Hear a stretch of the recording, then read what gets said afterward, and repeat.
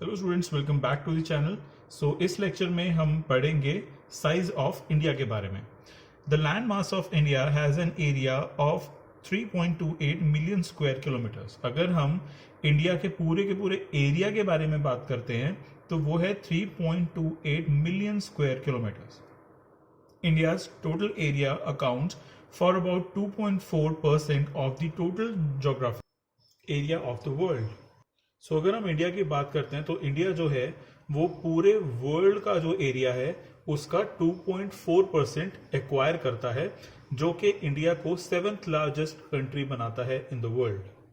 ये देखिए इस ग्राफ में, इस फिगर में साफ दिखाई दे रहा है कि जो इंडिया है इसका जो एरिया है it is 3.28 million square kilometres. लेकिन अगर हम ऑस्ट्रेलिया की बात करते हैं तो it is 7.69। Brazil, China, USA, Canada and सबसे ज्यादा जो हमारे पास एरिया है वो आता है रशिया का, एंड रशिया का जो एरिया है it is 17.09 million square kilometres. So according to this graph, our India is the 7th largest country in the world. From figure 1.2, it is clear that India is the 7th largest country of the world.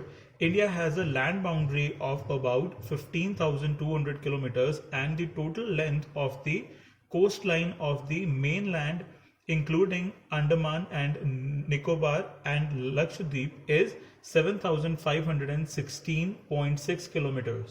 अगर हम land boundary की बात करते हैं, land boundary का मतलब यहाँ पे ये है कि हमने किसी भी तरीके की कोस्ट लाइन नहीं ली है, चाहे वो महाराष्ट्र की हो, चाहे वो उड़ीसा की हो, या फिर अंडमान एंड निकोबार या फिर लक्षद्वीप की हो। किसी भी टाइप की अगर हम कोस्टल बाउंड्री की बात करें वो इसमें हमने इंक्लूड नहीं किया है। हमने सिर्फ और सिर्फ मेन लैंड, जैसे कि हमारे पास पंजाब है, हिमाचल प्रदेश है, अरुणाचल प्रदेश है, सिक्किम है, ये जो लैंड बाउंड्री है, ये लैंड बाउंड्री ही हमारी सिर्फ 15,200 किलोमीटर्स है। और अगर हम कोस्टल लाइन की बात करें including Andaman and Nicobar and Lakshadweep islands, तो हमारी जो कोस्ट लाइन बाउंड्री है it is 7,516 kilometres. India is bounded by the young fold mountains in the north west, north and north east.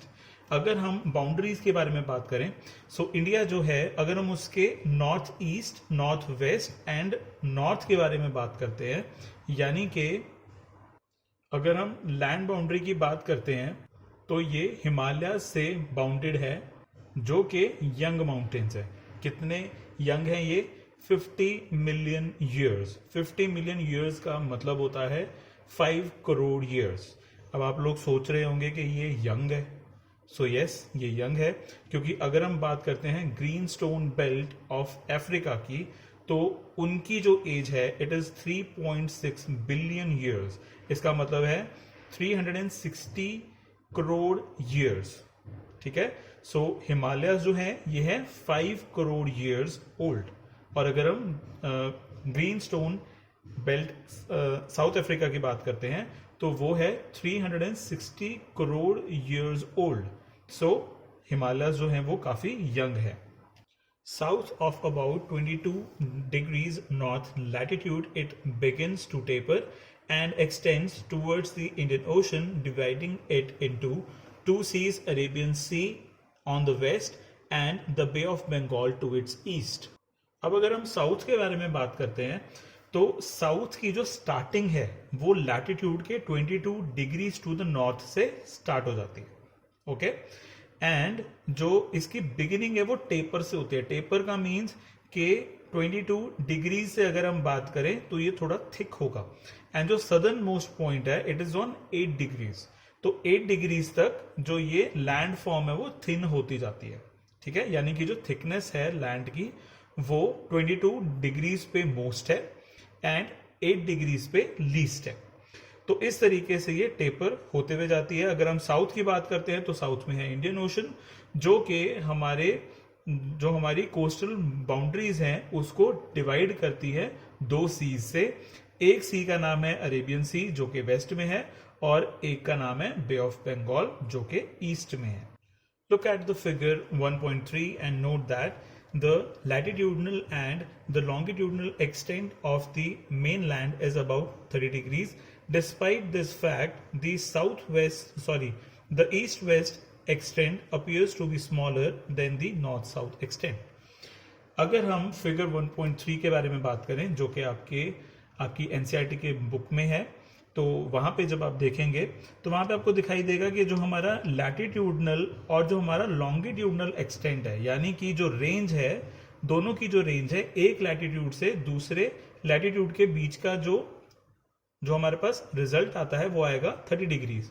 और अगर हम एक लॉन्गिट्यूड से दूसरे लॉन्गिट्यूड के बारे में बात करेंगे तो उनके भी, आई एम सॉरी मैंने यहाँ पे आपको गलत बोल दिया अभी। अगर हम जो ईस्ट मोस्ट लैटिट्यूड होगा, जो ईस्ट मोस्ट लॉन्गिट्यूड होगा, ठीक है, सो लॉन्गिट्यूड जो ईस्ट मोस्ट होगा एंड लॉन्गिट्यूड जो वेस्ट मोस्ट होगा, उनके बीच का जो डिफरेंस आएगा वो आएगा 30 डिग्री। और अगर हम लैटिट्यूड की बात करें, सो नॉर्थ मोस्ट लैटिट्यूड जो होगा एंड सदर्न मोस्ट लैटिट्यूड जो होगा, इन दोनों का जो डिफरेंस है ये भी अप्रोक्सीमेटली 30 डिग्रीज आएगा। लेकिन फिर भी हमें ऐसा दिखाई देता है कि जो हमारा ईस्ट वेस्ट एक्सटेंट है वो स्मॉलर है, लेकिन जो हमारा नॉर्थ एंड साउथ एक्सटेंट है वो बड़ा है। अब ऐसा क्यों है ये आपको आज के पीडीएफ में मिल जाएगा, ये आप वहां से चेक कर लेंगे। From Gujarat to Arunachal Pradesh, there is a time lag of 2 hours. Hence, time along the standard meridian of India, 82 degrees 30 minutes to the east, passing through the Mirzapur in Uttar Pradesh, is taken as the standard time of the whole country. अगर हम बात करते हैं, आपको पता होगा कि जो सन है वो राइज करता है नॉर्थ ईस्ट से एंड वो सेट होता है साउथ वेस्ट में। ओके, तो होता क्या है कि जो हमारी नॉर्थ ईस्ट स्टेट्स है उसमें आता है हमारे पास अरुणाचल प्रदेश, और अगर हम वेस्ट में बात करें तो हमारे पास आता है गुजरात। तो सनराइज जो है वो सबसे पहले होगा अरुणाचल प्रदेश में एंड सनसेट जो है वो सबसे लास्ट में होता है गुजरात में, जहां पे एक जगह का नाम है सौराष्ट्र, वहां पे, ठीक है। सो अब होगा क्या कि अगर कोई इंसान है वो फ्लाइट लेके आएगा, ठीक है, फ्रॉम अरुणाचल प्रदेश टू गुजरात, तो अगर वो यहां से 5 बजे डिपार्ट हुआ होगा तो उसको सनराइज दिख रहा होगा। लेकिन जो फ्लाइट है अगर वो सिर्फ 1.5 आवर्स की है, तो जब तक वो गुजरात पहुंचेगा उसको दिखाई देगा कि यहाँ पे तो अभी भी डार्कनेस है, यहाँ पे अभी भी सनराइज नहीं हुआ है। तो उसके लिए यहाँ पे तो 5 बज गए हैं, बट यहाँ पे 5 नहीं बजे हैं, ठीक है। 2 आवर्स का डिफरेंस है बिटवीन अरुणाचल प्रदेश एंड गुजरात।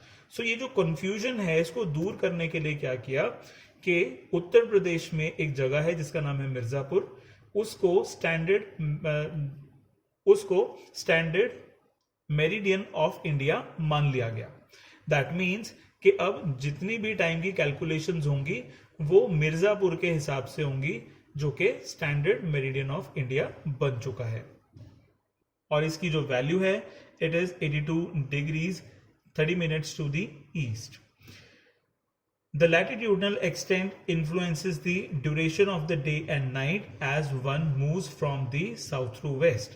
अब ये जो डिफरेंस है डे का, ये सिर्फ और सिर्फ जो ईस्ट और वेस्ट है उसमें नहीं आता, ये नॉर्थ एंड साउथ में भी आता है। ये भी किस तरीके से आता है ये भी आपको आज के पीडीएफ में मिल जाएगा। लेकिन जैसे ही हम नॉर्थ टू साउथ की तरफ जाते हैं या फिर साउथ टू नॉर्थ की तरफ जाते हैं, so there is a difference in the duration of the day. So students, that's it for this lecture. I'll see you in the next one.